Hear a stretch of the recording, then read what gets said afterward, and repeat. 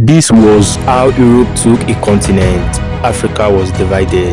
Before the borders, before the flags, before the foreign names, Africa was already alive.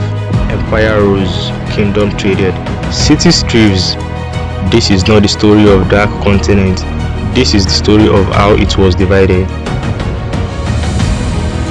In the 15th centuries, Portugal began sailing along African coast, not to conquer at first, but to trade.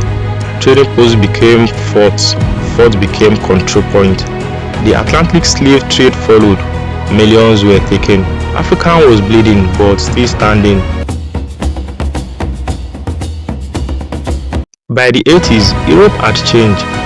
Africa had resources, Europe had the guns. The balance of power shifted. This was called Scramble of Africa.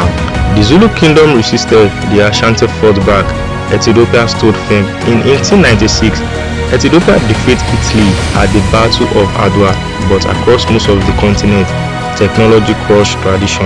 By 1914, nearly all of the Africa was under Europe control.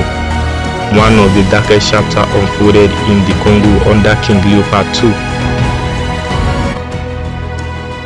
Britain used indirect rule governing through local chiefs. Railways were built, but not connect Africa to each other. Resources flowed out, profit flowed in.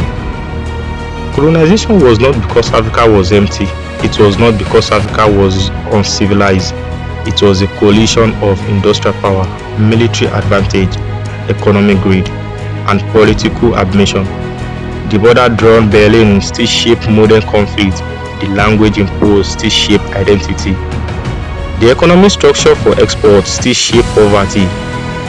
When the powerful nation compete for the resources without moral, expansion became domination, and domination leaves scars that last generation.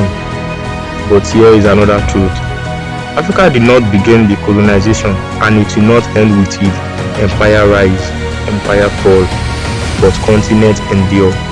They came for resources, they left borders, and the world has been living with the consequences ever since then. This is the voice of Icon, where the untold story speaks.